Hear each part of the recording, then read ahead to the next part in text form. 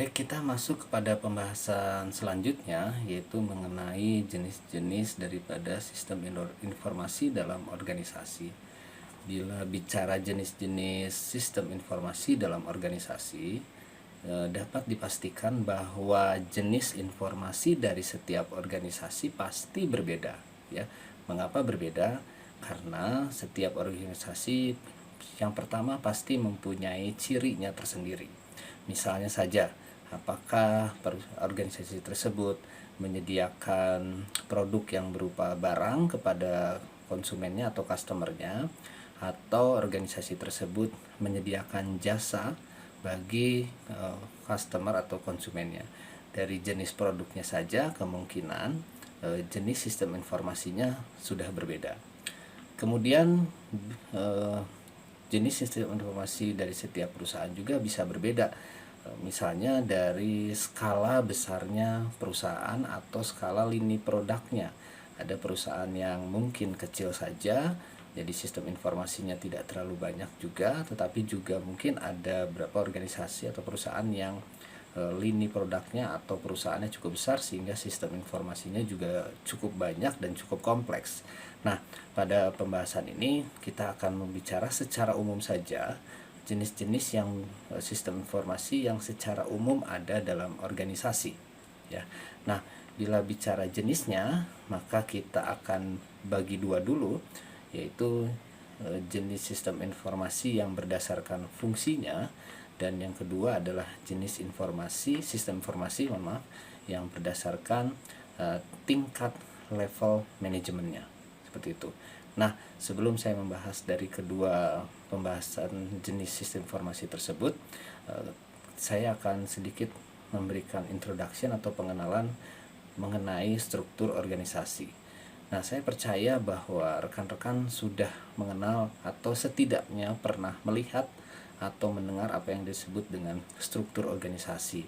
Biasanya struktur organisasi ini digambarkan secara grafis dalam bentuk misalnya kotak-kotak yang bertingkat. Misalnya dari direktur, kemudian dari wakil direktur, kemudian mulai ke bagian-bagian lainnya. Nah, bagian-bagian lainnya ini biasanya disebut dengan fungsi dalam organisasi. Nah, ini berhubungan dengan jenis sistem informasi yang pertama, yaitu jenis sistem informasi berdasarkan fungsinya. Nah, apa sih yang disebut dengan fungsi dalam organisasi? Fungsi dalam organisasi itu adalah bagian-bagian yang menjalankan fungsinya dalam organisasi. Misalnya ada bagian keuangan. Nah, tentunya dia bertugas menjalankan fungsinya sebagai pengelolaan atau manajemen keuangan. Kemudian juga ada bagian atau fungsi pemasaran, di mana bagiannya itu menjalankan fungsi pemasaran. Nah, tentunya ini sedikit mengenalkan kita ya, juga saya mengingat berarti fungsi dalam organisasi itu seperti itu. Nah, berdasarkan fungsinya tersebut, secara umum biasanya dalam organisasi ini ada beberapa fungsi dalam organisasi ya, setidaknya yang paling umum itu biasanya ada fungsi SDM atau sumber daya manusia. Maka di situ ada yang disebut dengan sistem informasi sumber daya manusia. Ya, kemudian juga ada misalnya bagian atau fungsi keuangan yang tadi saya sudah sebut. Maka di situ adalah ada yang disebut dengan sistem informasi keuangan.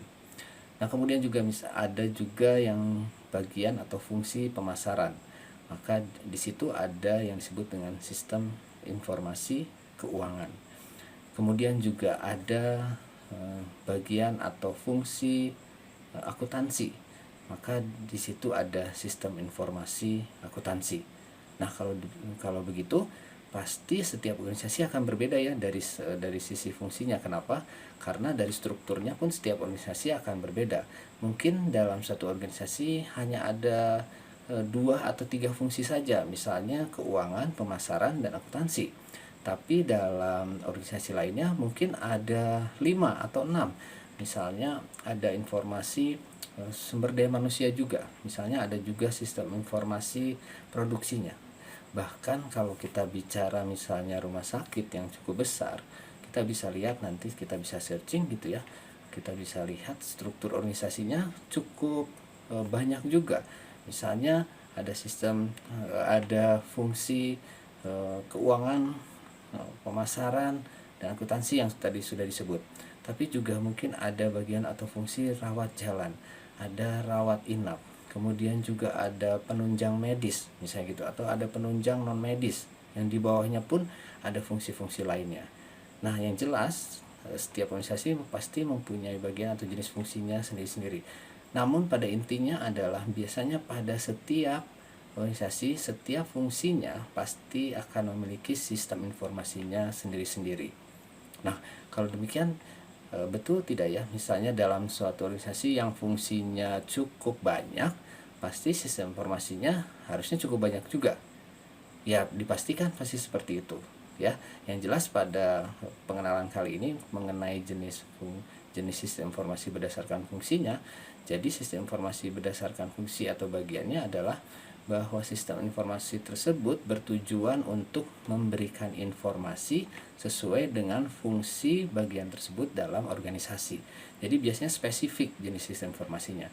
Berarti kalau ada bagian pemasaran, maka di situ ada sistem informasi pemasaran, maka tujuan dari sistem informasi pemasaran tersebut adalah untuk memberikan informasi mengenai pemasaran. Bila dalam organisasi tersebut ada bagian atau fungsi sumber daya manusia, maka ada sistem informasi pada bagian tersebut atau pada fungsi tersebut untuk menyediakan atau menghasilkan sistem informasi pemasaran. Gitu ya. Nah, jadi itu berdasarkan fungsinya. Saya masuk ke jenis sistem informasi yang kedua, yaitu jenis sistem informasi berdasarkan tingkat manajemen. Nah, kenapa berdasarkan tingkat manajemen? Nah, saya kembali lagi ke struktur organisasi. Kalau kita lihat struktur organisasi, ya, ada struktur organisasi, sadar tidak sadar biasanya struktur organisasi perusahaan itu berbentuk seperti piramida. Kenapa berbentuk seperti piramida? Biasanya ujungnya lebih kecil dibandingkan bawahnya. Jadi dia turunnya jumlahnya semakin banyak gitu ya. Piramida jadi seperti piramida. Gak mungkin seperti piramida terbalik. Jadi artinya yang di level atas lebih banyak dibandingkan level bawah. Tentunya tidak, biasanya nggak pernah terjadi seperti itu. Paling umum biasanya adalah level atasnya jumlahnya lebih sedikit, jadi berbentuk piramida. Semakin bawah semakin banyak gitu ya, semakin banyak komponen sumber daya manusianya. Nah, itu yang pertama, jadi struktur organisasi biasanya berbentuk piramida. Nah, dari piramida tersebut, kalau kita telaah lagi dari struktur organisasi, sebenarnya struktur organisasi atau piramida tadi bisa dibagi menjadi 3 level manajemen, ya. 3 level manajemen. Dari yang paling atas disebut dengan top level manajemen, kemudian yang tengah disebut middle management, ya, dan yang paling bawah disebut low level management atau biasanya disebut tingkat operasional gitu ya. Jadi ada 3 tingkat dalam struktur organisasi. Nah, ketiga tingkat ini akhirnya juga menimbulkan jenis sistem informasi berdasarkan tingkatnya, ya, berdasarkan tingkatnya. Kenapa berbeda berdasarkan tingkatnya? Nah, kita bisa lihat dalam tabel yang saya berikan, karena pada dasarnya tiap tingkat level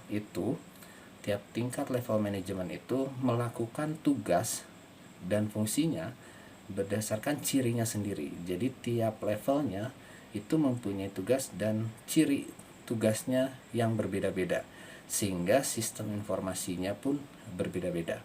Ya, saya mulai dari yang paling atas atau top level management. Ya, top level management itu ya mempunyai ciri yang pertama adalah sifat masalah dari struktur top level manajemen itu.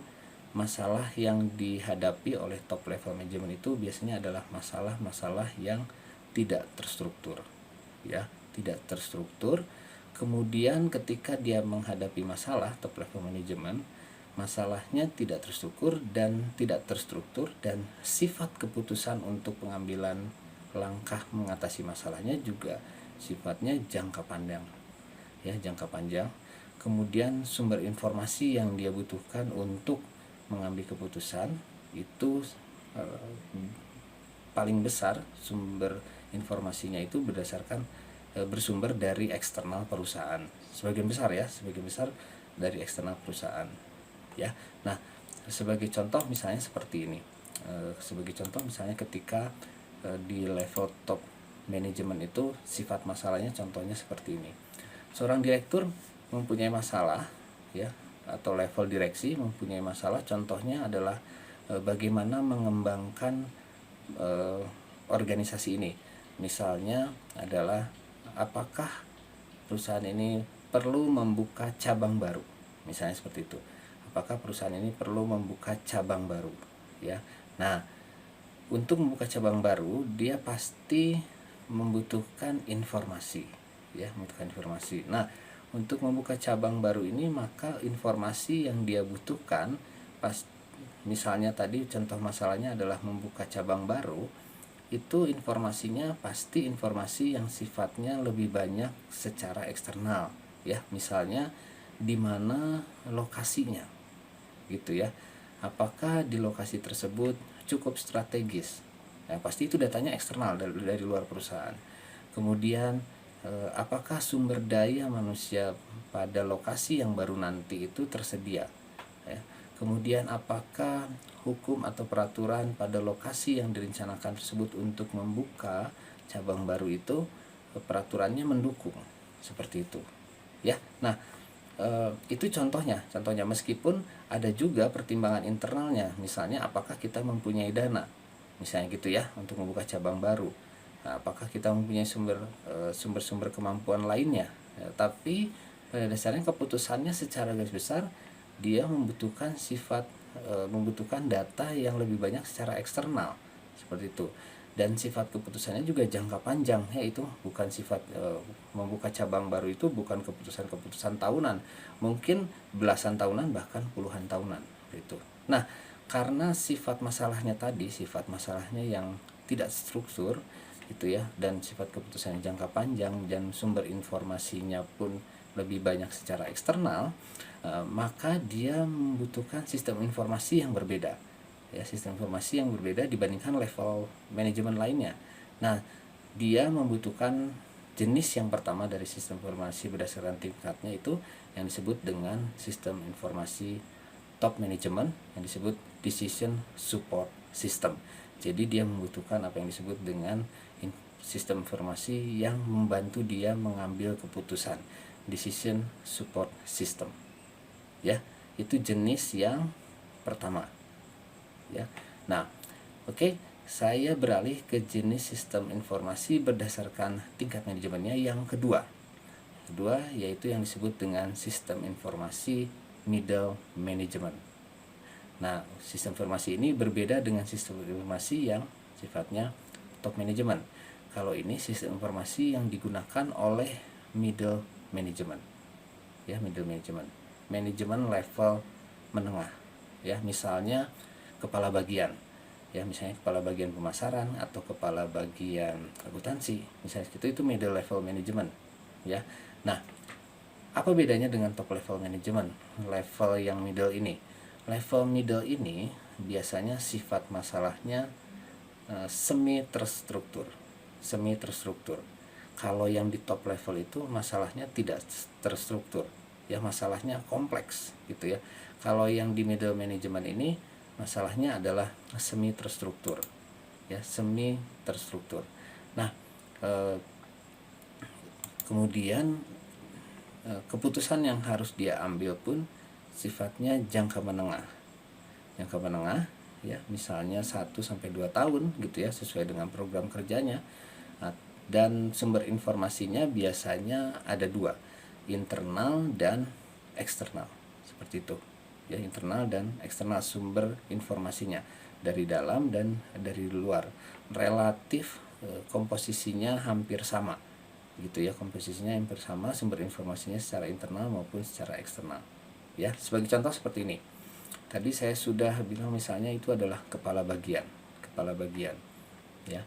Kepala bagian misalnya kepala bagian gudang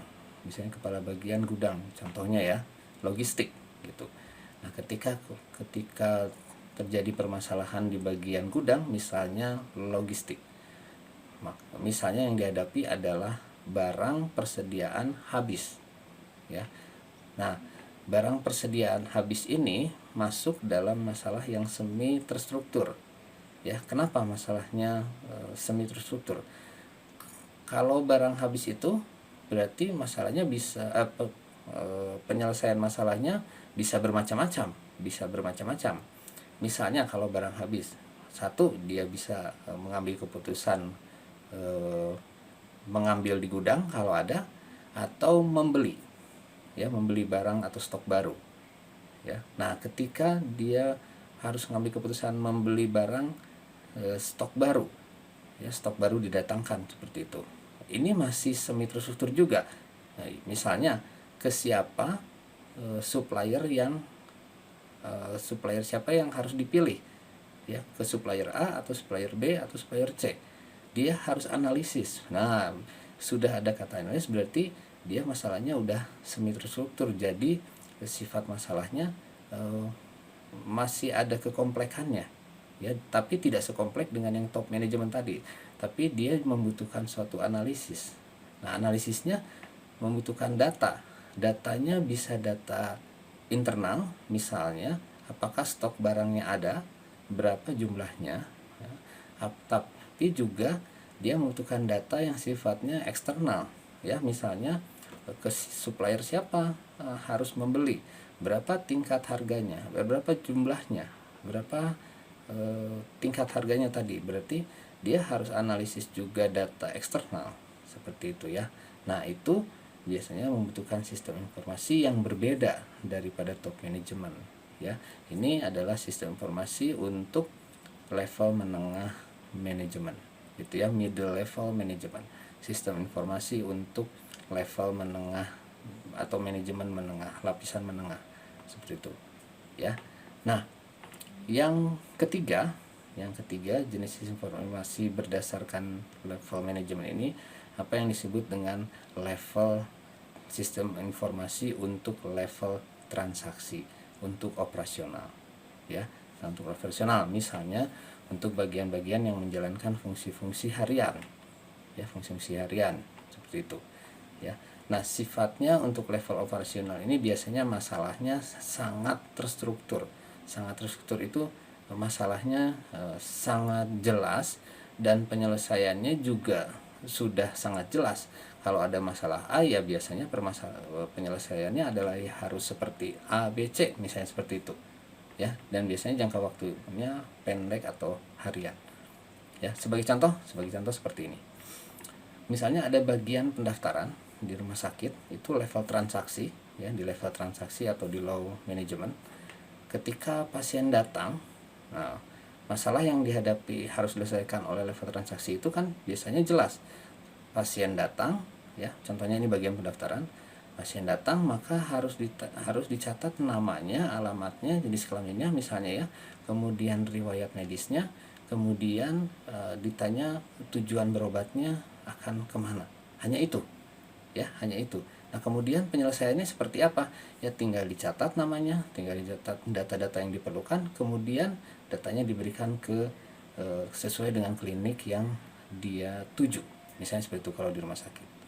Kalau di bank level transaksi seperti apa? Misalnya di level teller, kita datang ke bank, kemudian kita datang ke teller, masalah yang harus diselesaikan teller dan sifat keputusan masalah yang harus diambil oleh teller, ya hanya seperti itu. Misalnya ada customer datang, dia ingin menabung, ya jelas penyelesaiannya, tinggal masukkan uangnya, dicatat, di print, kemudian selesai, ya. Tidak ada hal yang lain lagi. Sifat datanya internal seperti itu. Nah, ini di level-level transaksi yang seperti itu, ya. Nah, saya sedikit saja memberikan gambaran atau ya bisa disebut mungkin ini wacana gitu ya, bukan wacana tapi ilmu mungkin, ya, pengetahuan misalnya.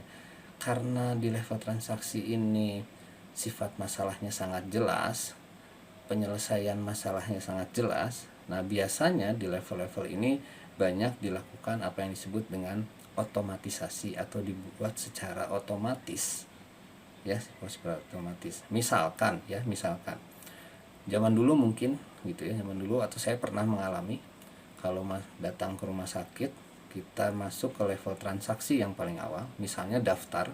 Ya, saya ketemu dengan petugas pendaftarannya, dicatat, kemudian yang tadi saya bilang ya, dicatat, kemudian tujuan berobatnya apa, kalau ada data rekam medisnya ditanyakan. Gitu ya, level transaksi. Nah, sekarang ini yang level-level seperti itu sudah dibuat otomatisasi. Kenapa? Karena masalahnya jelas, terstruktur, dan penyelesaiannya juga jelas. Nah, kita bisa lihat ketika misalnya kita masuk ke rumah sakit, beberapa rumah sakit atau sudah cukup banyak malah saat ini, pendaftaran itu banyak dilakukan secara otomatis. Misalnya kita sudah punya kartu, tinggal masukkan saja, datanya sudah masuk, selesai, tinggal datang ke kliniknya, gitu ya. Atau kita juga pernah ngalami, pasti kita pernah datang ke ATM, ya, anjungan tunai mandiri. Itu teller sebenarnya, awalnya itu kan teller bank yang dibuat secara otomatis seperti itu, ya. Jadi di level-level ini, terutama di level transaksi, itu otomatisasi sistem informasi hampir sebagian besar dilakukan seperti itu. Nah, itu secara garis besar daripada jenis sistem informasi. Jadi saya ulangi sedikit, pada dasarnya jenis daripada sistem informasi pada setiap perusahaan itu akan berbeda, tergantung dari jenis dan besarnya perusahaan, tergantung dari produk yang dihasilkan oleh perusahaan, ya. Itu yang pertama. Kemudian yang kedua, bila kita bicara dari jenis informasi, kita bisa kelompokkan setidaknya menjadi dua kelompok, yaitu jenis sistem informasi berdasarkan fungsinya, sehingga kita nanti akan mengenal ada sistem informasi pemasaran, sistem informasi akuntansi, sistem informasi keuangan, sistem administrasi rekam medis, sistem informasi rawat jalan, sistem informasi rawat inap, dan masih banyak lagi, ya. Itu jenis berdasarkan sistem informasi berdasarkan jenis fungsi dalam organisasi. Dan yang kedua, sistem informasi juga bisa dibagi berdasarkan level manajemennya, ya. Ada sistem informasi untuk kepentingan top level manajemen yang disebut sebagai decision support system. Kemudian ada jenis sistem informasi yang digunakan untuk middle management. Kemudian ada jenis sistem informasi yang digunakan untuk level transaksi atau low management, ya, seperti itu. Nah, mudah-mudahan ini cukup jelas. Bila kurang jelas, saya tentunya akan membuat link atau media untuk kita saling berdiskusi atau Anda memberikan pertanyaan. Terima kasih.